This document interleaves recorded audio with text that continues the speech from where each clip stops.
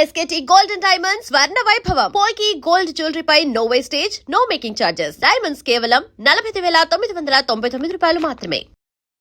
Welcome to iDream. నేను మీ సురేఖ. కంటి మసక సమస్యతో చాలా మంది బాధపడుతూ ఉన్నారు. అయితే ఇది తగ్గాలి అంటే ఇంట్లోనే ఎలాంటి రెమెడీస్ పాటించాలి ఇవాళ తెలుసుకుందాం. ఈరోజు మనతో పాటు ఉన్నారు ప్రముఖ నాన్ సర్జికల్ ఆయుర్వేదిక్ డాక్టర్, సురక్ష ayurvedic clinic founder doctor Purna Rajeshwari గారు. వారితో మాట్లాడదాం.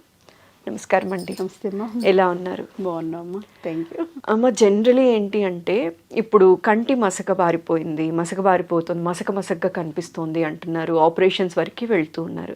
అయితే ఈ సమస్య బారిన పడకుండా ఉండాలి అంటే ఎలాంటి జాగ్రత్తలు తీసుకోవాలంటారమ్మా ఒక ఆయుర్వేదిక్ డాక్టర్గా మీరు? అంటే కంటి గురించి సర్వేంద్రియాణం నయనం ప్రధానం అంటాం కదమ్మా. అంటే మనకి ఇంద్రియాలు పంచ జ్ఞానేంద్రియాలు, పంచ కర్మేంద్రియాలు అని చెప్పేసి 10 రకాల ఇంద్రియాలు ఉంటాయి అన్నమాట. సో ఇంద్రియాలు అంటే వాటి ద్వారా మనకి రిసెప్టర్స్, మనకి బాడీకి కావాల్సిన సెన్సేషన్ రిపర్.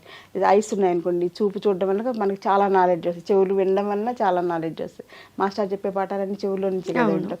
అలాగే నాలుక ద్వారా టేస్ట్ తెలుస్తుంది, చర్మం ద్వారా స్పర్శ, ఇలా అన్ని జ్ఞానేంద్రియాలు కర్మేంద్రియాల వల్ల మనకి రిసెప్టర్స్ అన్నమాట. బాడీలో మనకి నాలెడ్జ్ని క్రియేట్ చేసేవి అవి. సో వాటిల్లో సర్వేంద్రియాణం నయనం ప్రధానం అంటాం. అంటే ఈ 10 రకాల ఇంద్రియాల్లో కళ్ళు చాలా ముఖ్యమైన. కళ్ళు ఒక్క చూపు చూస్తే మొత్తం నాలెడ్జ్ వచ్చేస్తుంది కదా. ఒక్కసారి కళ్ళు మూసుకుంటే అసలు ఏం కనపడదు, దేవుడు తప్పించి ఆ దైవత్వం శక్తి తప్పించి ఇంకా వేరే ఏం కనపడదు మనకి. సో అందుచేత ఏంటంటే కళ్ళని చాలా జాగ్రత్తగా కాపాడుకోవాలి. అది ఏంటంటే మనకి దురదృష్టం అనుకోవాలి. మనం చాలా అభివృద్ధి చెందుతున్నాం అంటే అసలు ఎంత నాలెడ్జ్ అంటే సో మచ్ ఆఫ్ నాలెడ్జ్ మనకి తెల్లారేసరికి వచ్చేస్తుంది. ఫోన్స్ ద్వారా కానీ, లేకపోతే టీవీ ద్వారా కానీ, న్యూస్ పేపర్ ద్వారా కానీ సో మచ్ ఆఫ్ నాలెడ్జ్ వచ్చేస్తుంది. అంటే మోర్ దెన్ సఫిషియెంట్ నాలెడ్జ్ అనమాట. సో అందులో కళ్ళతోటి ఎక్కువగా మనం నాలెడ్జ్ని, పేపర్ చదవాలన్నా కళ్ళే చూస్తాం, టీవీ చూడాలన్నా కళ్ళే అవసరం, నెట్లో ఏది ఇన్ఫర్మేషన్ కావాలన్నా కానీ, సెల్ ఎక్కువ వాడాలన్నా కూడా కళ్ళే ముఖ్యం అనమాట. సో అందుచేత మనకు తెలియకుండా కళ్ళని ఎక్కువగా ఉపయోగించడం అనేది ఫస్ట్ ఫ్యాక్టర్. సో మనకి ఏంటంటే ఎందుకు ఇలాగ అవుతుంది కళ్ళు మసకబారటం అనే దాంట్లో కంటిని ఎక్కువగా ఉపయోగించడం. ఏదైనా అతిగా మనం వాడితే అది డ్యామేజ్ అవ్వడం సహజంగా, దేనికైనా దాని లిమిట్స్ దానికి ఉంటాయి. సో మనం టేస్ట్ బాగుంది కానీ ఎక్కువ తినేసేస్తే అది డైజెస్ట్ చేయలేక పొట్ట ఎలా అయితే ఇబ్బంది పడి పైకి కిందకి వెళ్ళిపోయి వాంతులు అయిపోయి మోషన్స్ అయిపోయి నానా గందరగోళాలు అవుతాయి. ఎలాగో కళ్ళు కూడా ఎక్కువ వాడడం వలన ఆ రిస్క్ ఉంటుంది. సో అది ఫస్ట్ ఫ్యాక్ట్ మనం ఒప్పుకోవాలి. తర్వాత సెకండ్ ఫ్యాక్ట్ ఏంటంటే డైట్లో మనకి సరైనటువంటి న్యూట్రిషియస్ ఫుడ్ లేకపోవడం వల్ల కూడా కళ్ళు వీక్ అవుతాయి. కంటి రెటీనాకి కానీ, కంటి సెల్స్కి కానీ, వాటన్నిటికీ కూడా మనకి ఇంబ్యాలెన్స్ అనేది వచ్చేస్తాం సరైనటువంటి ఆహారం లేకపోవడం. అలాగే సరైనటువంటి వ్యాయామం, మనకి వ్యాయామం కూడా కంటికి స్పెషల్ వ్యాయామాలు, ఎక్సర్సైజులు ఉంటాయి. అవి కూడా మనం చేసుకోలేకపోవడం వలన కంటిని ఎలా ఉపయోగించుకోవాలో తెలియకపోవడం వల్ల, ఎక్కువగా వాడడం వల్ల కూడా డ్రైనెస్ వచ్చేస్తుంది అనమాట. సో అది కూడా ఎక్సర్సైజ్ లేకపోవడం. అలాగే 5th పాయింట్ ఏంటి, నిద్ర కూడా సరిగ్గా ఒక ప్రణాళికాబద్ధంగా సరిపడా నిద్ర, కంటి నిండా నిద్ర అంటాం కదా మనం. పెద్దవాళ్ళు వాడే ఒక్క పదం చూడండి, కంటి నిండా నిద్ర అంటే ఏంటంటే కంటికి సరిపడా నిద్రపోవడం వల్ల కళ్ళు రిలాక్స్ అవుతాయి, బ్రెయిన్ కూడా రిలాక్స్ అవుతాయి, మనం కూడా హ్యాపీగా హెల్దీగా ఉంటామని చెప్పేసి కంటి నిండా సుఖ నిద్ర అంటారు పెద్దవాళ్ళు. సో అందుచేత అది కూడా మనకి లేకపోవడానికి ముఖ్యమైనటువంటి కారణం ఏంటంటే సెల్ ఫోన్స్ అనమాట. సో సెల్ ఫోన్స్ మనకి మెయిన్ కారణం. మొబైల్కి ఒక దెయ్యం లాంటిది, ఒక ఈవిల్ లాంటిది ఏంటి అంటే సెల్ ఫోన్ అనమాట. అంటే ఎంత అడిక్షన్ అంటే ఒక్క వీడియో ఆన్ చేస్తే దాని మీద ఒక 100 వీడియోలు వచ్చేస్తాయి. వాళ్ళు ఏం చెప్తున్నారు, వీళ్ళు ఏం చెప్తున్నారు, ఈవెన్ స్పిరిచువల్ 5 minutes చూసి పెట్టేద్దాం అనుకుంటూనే అది 50 minutes అవుతుందో తెలియదు, ఎంతసేపు అవుతుందో తెలియదు.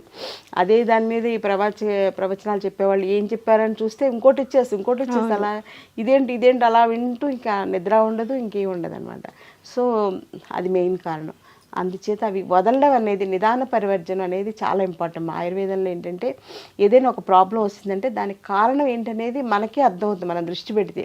అంటే యాజ్ ఏ పేషెంట్కి అర్థమవుతుంది ఎక్కడ ప్రాబ్లం ఉంది. ఇప్పుడు సపోజ్ సైనసైటిస్ కానీ, ఆస్మా కానీ ఇలాంటి ప్రాబ్లమ్స్ ఉన్న వాళ్ళకి కారణం ఏంటని ఆలోచిస్తే చలిగాలికి ఎక్స్పోజ్ అవ్వడం, వర్షానికి ఎక్స్పోజ్ అవ్వడం, లేదా చల్లటివి ఫ్రిడ్జ్లో ఎక్కువ వాడడం, కూల్ డ్రింక్స్ ఎక్కువ వాడడం, ఇవి ముఖ్యమైనటువంటి కారణాలు కదా.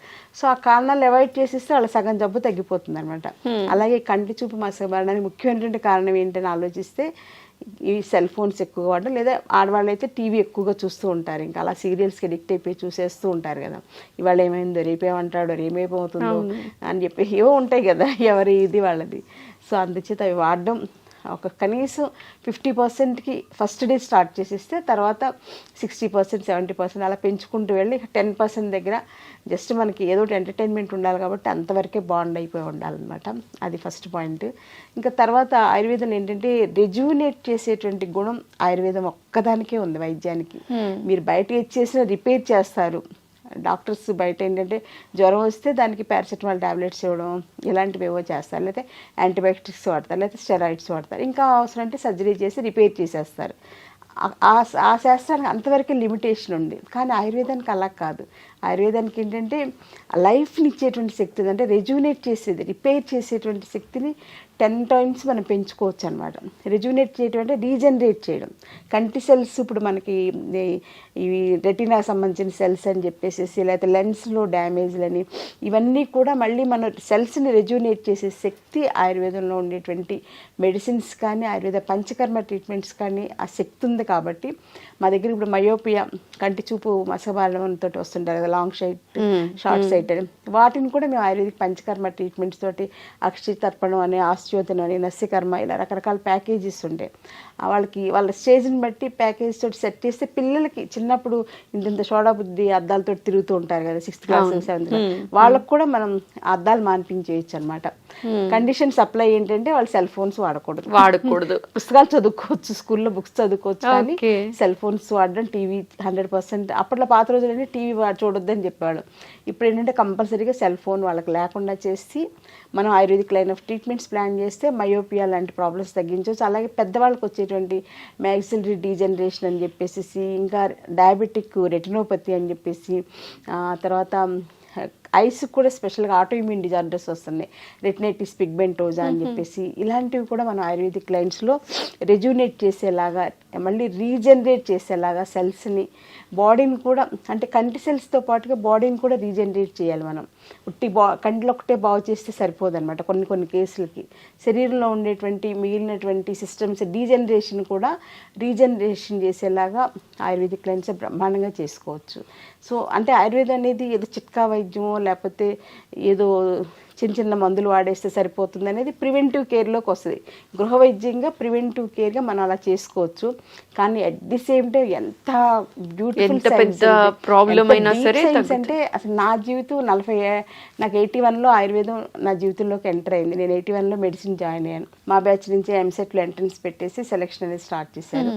ఆ రోజు నుంచి ఇప్పుడు 2024 అంటే మోర్ దెన్ నియర్లీ 45 years అయిపోయింది. ఇంకా నాకు ఆయుర్వేదం నేర్చుకోవాలి, ఇంకా దాని మీద రీసెర్చ్ చేయాలి, ఇంకా పేషెంట్స్కి ఏదో చేసేసేయాలి, ఆయుర్వేదం వల్ల మంచి రిజల్ట్ ఇవ్వాలి, బెస్ట్ రిజల్ట్ ఇవ్వాలి, అన్నీ తగ్గించేసేయాలి, అంటే అనారోగ్య సమస్యలతో ఎక్కువ మంది బాధపడకూడదు చేసేయాలంటే ఇంక్లూడింగ్ క్యాన్సర్.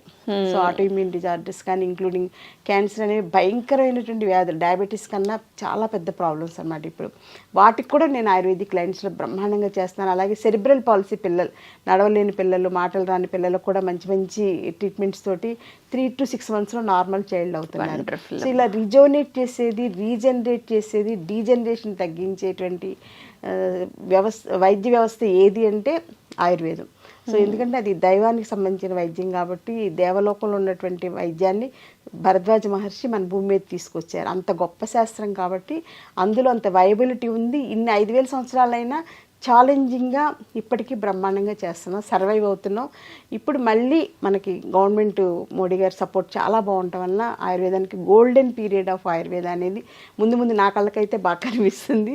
సో కంటి చూపు మీరు అడిగినట్లుగా మసకబారడం, వీటికి సింపుల్ రెసిపీస్ ఇంట్లో చేసుకునేది ఏంటి అనేది మనం గృహవైద్యంగా కూడా కొన్ని చెప్పాలి. ఎందుకంటే అవి పాటిస్తేనే వాళ్ళకి దాని మీద నమ్మకం అనేది కలుగుతుంది.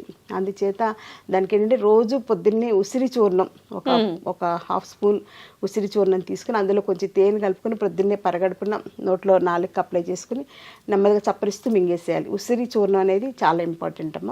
అలాగే ఉసిరి సిరప్ అని బయట దొరుకుతుంది, అదైతే thousandsలో ఉంటుంది, వేస్ట్ అంత డబ్బులు ఖర్చు పెట్టడం. ఉసిరికాయలు దొరికే సీజన్లో మనమే ఎండబెట్టుకుని ఉసిరి చూర్ణం తయారు చేసుకోవచ్చు, లేదా మార్కెట్లో దొరికేదైనా కొంతవరకు ఓకే. అది సింపుల్, ఈజీ అనమాట. అలాగే గుంటగలగ రాకుండా ఉంటుంది కదా మనకి, పాత రోజుల్లో గుంటగలగ రాకు పొలాల్లో నుంచి తెచ్చుకుని చక్కగా పచ్చడి చేసుకునేవాళ్ళు, అలా మనం ట్రై చేయొచ్చు. గుంటగలగరాకు పచ్చడి తినలేమంటే అందులో నేనైతే కొంచెం గోంగూర కూడా వేసేసి పచ్చడి చేస్తాను అనమాట. గుంటగలగరాకు గోంగూర కలిపి పచ్చడి అయితే పిల్లలు కూడా, మా అబ్బాయి కూడా హ్యాపీగా తినేస్తాడు. మా అబ్బాయికి ఎలా మంచి ఫుడ్ పెట్టాలని నేను మ్యాక్సిమం ట్రై చేస్తున్నాను. ప్రతి తల్లికి అది కోరిక కదా. నెక్స్ట్ థర్డ్ పాయింట్ ఏంటంటే, ఇంకా కళ్ళను కూడా ఉసిరికాయ నీళ్ళతోటి కడుక్కోవడం. ఉసిరికాయలు రాత్రిపూట నీళ్ళలో నానబెట్టేసి తీసుకుని ఉంచుకుని ప్రొద్దున్నే లేచినంటే మనం ఎలా అయితే టంగ్ క్లీన్ చేసుకుంటో అలాగా కళ్ళని ఉసిరికాయ నీళ్ళతో కడుక్కుంటే ఇక్కడ ఉండేటువంటి బ్యాడ్ ఇదంతా కూడా బయటకు వచ్చేస్తుంది.